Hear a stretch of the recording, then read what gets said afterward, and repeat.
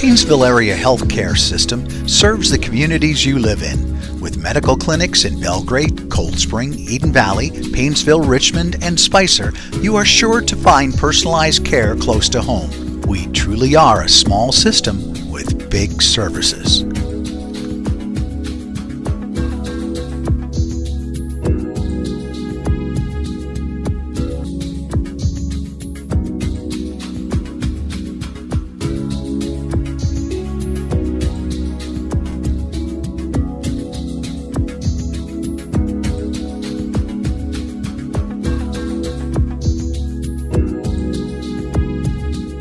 Hi, I'm Scott Staska, superintendent of the ROCORI district, and we're just doing an update in regard to construction progress and our project. Just want to walk through the north addition to the high school in terms of the progress that we're making. Highlight a few things. We're at the early part of April here, and we're just getting ready for movement into parts of the area. By the end of April, we'll be moving into the kitchen and the commons area, and shortly after that, some other moves will unfold as well. We have a target goal of having our first lunch served on April 26th in the commons area, and we're well on our way to meeting that goal and being able to move into the kitchen cafeteria. If we can be in the cafeteria and the kitchen and serving lunch on April 26th, that means that we can close down the original kitchen and cafeteria area so that that area can begin renovation process and be a part of our summer part of the project in renovating the kitchen and cafeteria that are currently in existence at the high school. A couple things that I'd like to highlight as we talk about that kitchen and commons area. To begin, just in regard to the commons, work right now is being done on the flooring in the commons. They're completing the terrazzo part to it, but we did run into one bump in regard to the commons area, in that we won't be able to put the entire terrazzo flooring down before we move into the commons. Part of the concrete base underneath the commons floor has not cured the way that it should and hasn't reached the appropriate level of dryness to it, and so there's a portion of the commons that will just remain concrete as we move in and for the last month of school. But we will be able to move into the remainder of the commons, into all of the commons to allow us to serve lunches there. Really the commons area for kitchen purposes becomes our lunchroom, dining room, so the area will fill with tables as students are in there. We can serve about 550 students at a time, so again, when we get into the fall and we have grades 6 through 12 here and we have about 1,400 students on campus, we'll easily be able to take them through like a 3-meal rotation and be able to have all of the students served in a very efficient manner.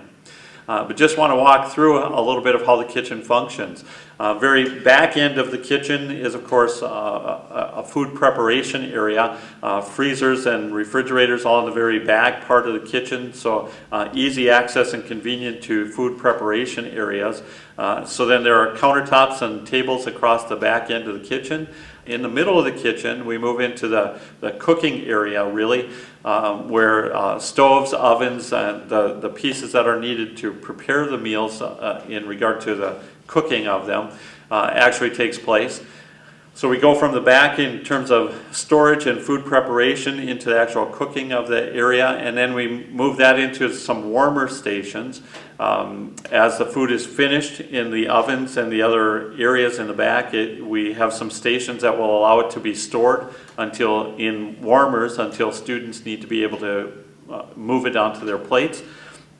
As it goes from those units, then we move it out into the front, the serving area for students, and so the kitchen staff will be a part of that as they see dishes being emptied and areas being consumed by the students. Then they'll go back, they'll refill, but it can be a convenient process all the way along. People can be working in the very back, continuing the preparation, doing the cooking of the food, moving that into storage units until the students need it, and then it moves out into the serving areas. So it'll be a very, very efficient, very neat process to watch unfold as students walk through. Out in the front in the serving area, students will be walking through one of 5 different accesses and entrance points to it, but we'll have two sets of loops in the front where students will come in from the door, gather their food as they go through the serving lines, and then move to a point of sale. And then we'll have a fifth line that comes off to the side, which would be the a la carte areas and being able to pick things out of the refrigerators and the refrigeration units. But all that will work together to allow students to move through in five different lines and 4 points of sale to be able to pick up food very quickly and move through the process very efficiently. A couple of the other parts that we should look at in the North Addition, just highlighting a little bit about the gym area. Most of the work in the upper part and the areas of the gym is well underway and in place.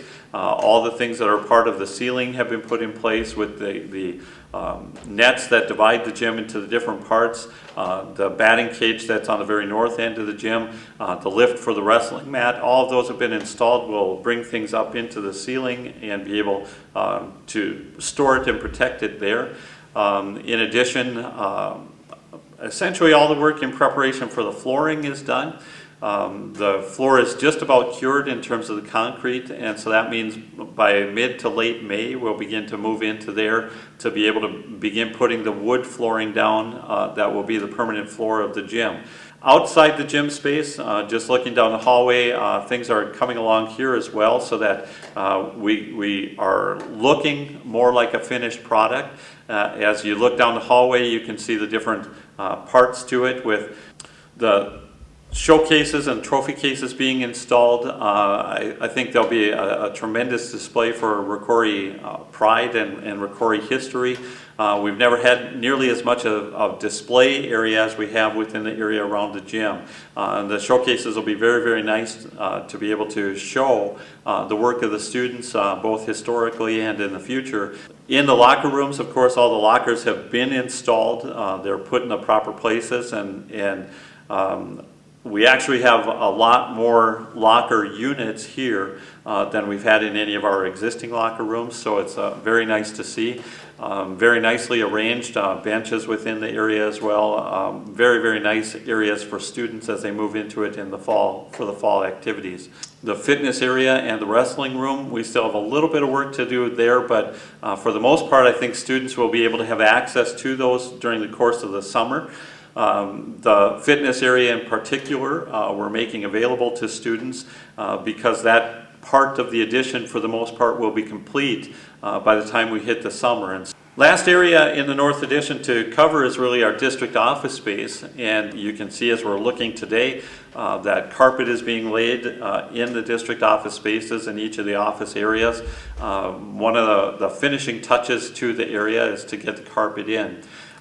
Since we last visited, probably the other major change has been the ceiling tile in that area, but it's all being fit so that we can move in. Our original timeline had us moving closer to the fall, but in order to provide space for other district programs, we really have moved that up in schedule, and in the district office staff will be moving before the end of the school year, so sometime mid to late May we'll be moving into the new space.